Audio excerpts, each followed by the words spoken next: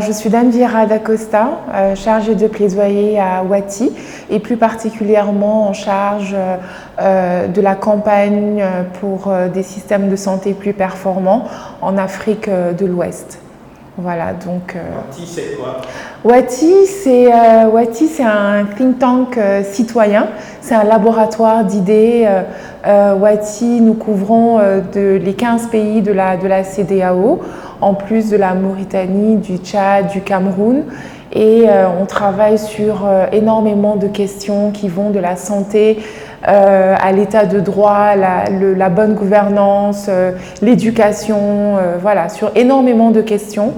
Et en fait, à Wati, nous croyons que les citoyens peuvent être acteurs de changements positifs dans leurs états respectifs s'ils ont les moyens, s'ils ont les outils qui leur permettent de participer, de contribuer au débat public. C'est pour ça que nous, on travaille justement sur ces questions-là. On essaye d'apporter le maximum d'informations à travers des publications que nous faisons sur notre site web principal, www.wati.org, mais on a également d'autres sites, État de droit, Bénin politique, Guinée politique, Togo politique, etc. Nous sommes très présents également sur les réseaux sociaux. Donc nous avons des publications, des tribunes, des articles, des rapports que nous publions sur ces questions que j'ai abordées, que nous mettons à disposition gratuitement des citoyens afin qu'ils soient informés avec des outils voilà, assez solides afin de pouvoir apporter leur contribution justement au débat public. Merci. Alors, Madame da Costa, au plus fort de la pandémie du Covid-19, Wati a organisé une activité allant dans le sens d'encourager les États de l'Afrique de l'Ouest à investir dans la santé. Est-ce que vous pouvez nous rappeler ce qui a été fait à cette occasion très concrètement? Oui, alors Wati a publié en janvier 2020 un rapport intitulé, que nous appelons nous chez Wati un Mataki, qui en fait est simplement un rapport qui a deux parties principales. La première partie, elle est faite de constats sur des questions, et là particulièrement c'est sur les systèmes de santé, et la deuxième partie est faite de recommandations. Donc, nous avions travaillé pendant toute l'année 2020, fin 2019, 2020, nous avions travaillé vraiment sur la question des systèmes de santé. Quelle était la situation des systèmes de santé en Afrique de l'Ouest? Qu'est-ce qu'il fallait faire pour améliorer leur performance, on va dire. Et donc ça a été publié en début janvier. Et c'était sur la base de travail de recherche, d'entretien avec énormément d'experts en santé publique de la région. Et donc, on a pu mettre en avant énormément de défaillances, malgré le fait, bien sûr, qu'il faille reconnaître que des efforts ont été faits en termes de santé publique dans les pays de l'Afrique de l'Ouest, mais il reste encore énormément à faire. Et donc, nous avions émis une série de recommandations, 5.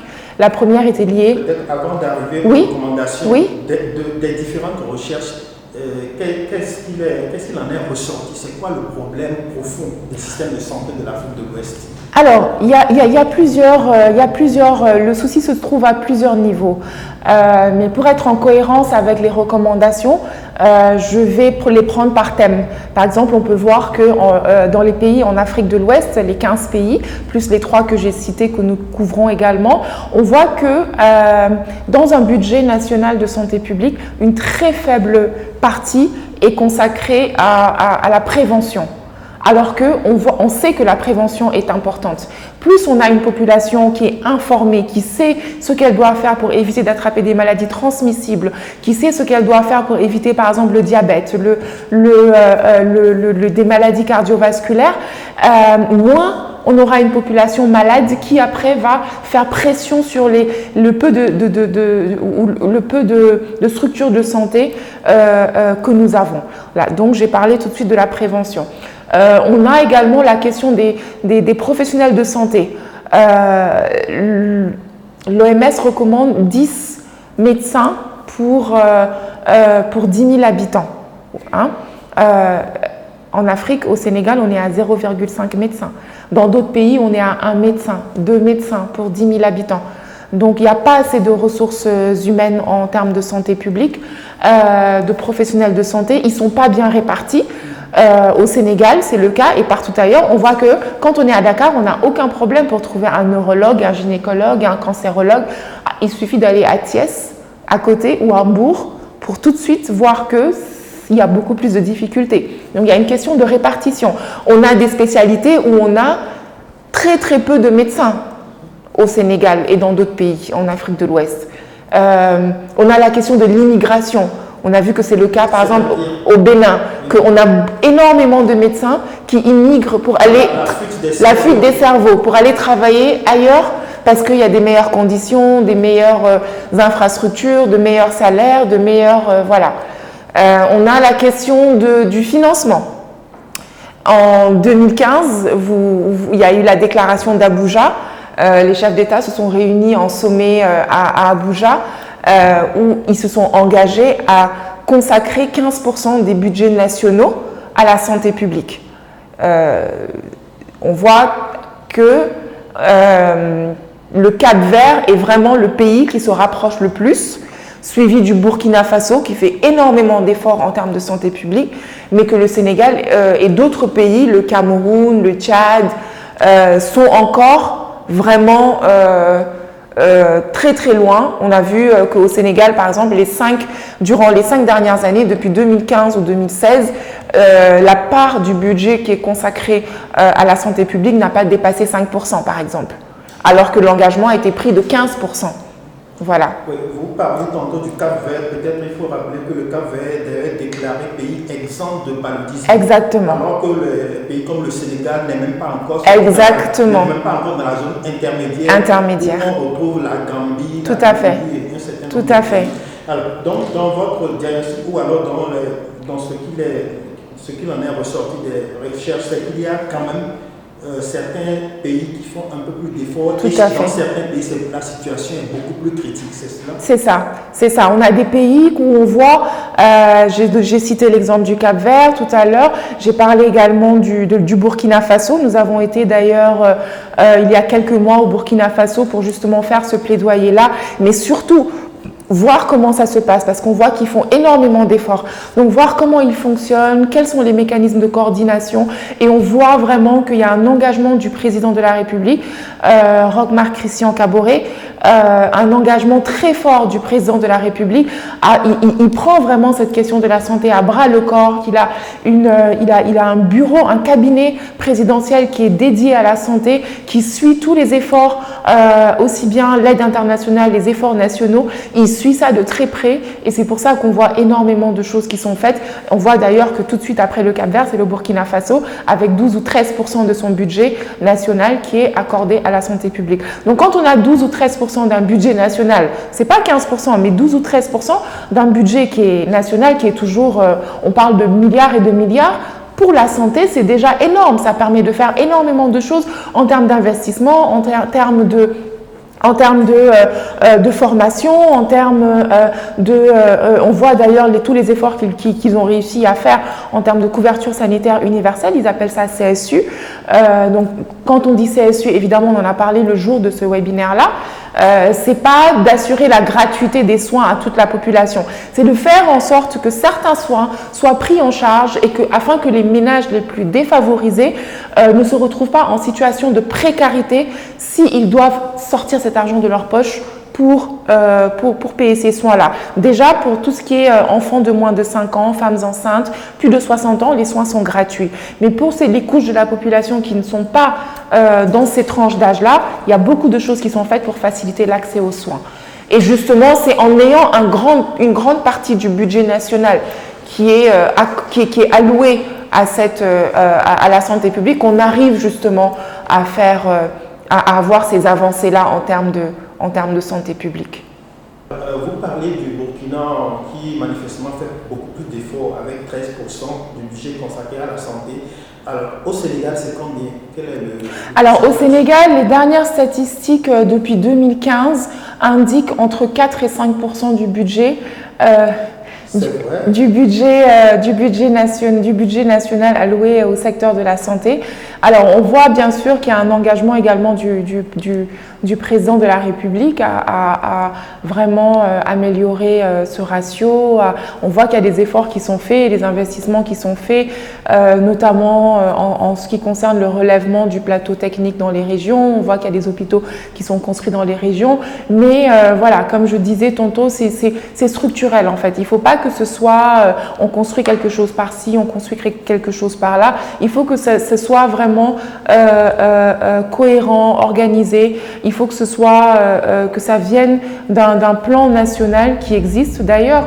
Mais voilà, il faut que les efforts soient faits. Quand on a 4-5%, on peut évidemment, c'est sûr, se dire que c'est un peu limite pour arriver justement à réaliser tous les objectifs qui sont manifestés dans le plan national pour la santé publique. À part le Cap-Vert et le Burkina, quel autre pays fait d'efforts, investit plus dans la santé en Afrique de l'Ouest? Bon, à part le Cap-Vert, on a vu que la Côte d'Ivoire également fait des efforts. On a vu. Là, j'ai pas le pourcentage en tête. Mais c'est peut-être 9 ou 10, mais je n'ai pas le pourcentage en tête. J'avais vraiment retenu les deux qui sont les deux meilleurs et peut-être, mais le Sénégal après n'est pas, voilà, c'est sûr qu'il y a plusieurs pays qui sont à 5%. Mais si vous voulez, je peux vous donner les statistiques, je les ai, mais il y a plusieurs pays qui sont à égalité, 5, 6, 4%. Et quel est le plus faible budget le plus faible pourcentage dans la sous-région? Je crois que c'est 3. Je crois que c'est 3%. C'est quel pays? Faudrait que je vérifie, mais je pense. Ou bien un seul éventuellement? Non, il y en a un. Il y en a un ou deux qui sont à 3. Et ensuite, on a plusieurs pays qui sont à 4, plusieurs pays qui sont à 5. Voilà, mais après, il y a un écart entre ceux qui sont à 4, 5, 6, 7. Après, il n'y a plus grand-chose et ensuite, il y a 12, 13, 14. C'est pour ça que j'ai voulu vraiment, mettre un peu la lumière sur les pays qui font des efforts. C'est pour vous montrer que c'est pas évident, c'est vraiment pas évident parce que dans nos pays, tout est prioritaire. Tout est prioritaire, mais c'est vrai que parmi la priorité des priorités, on ne peut pas enlever la santé et l'éducation. Je vais m'attarder une fois de plus sur le cas du Burkina. Oui. Avec ces 13%, quel est le résultat? Est-ce qu'il y a du résultat? Est-ce que les Burkinabés se soignent mieux? Est-ce que les hôpitaux sont équipés? Est-ce qu'on peut se soigner au Burkina plutôt que d'aller à l'étranger?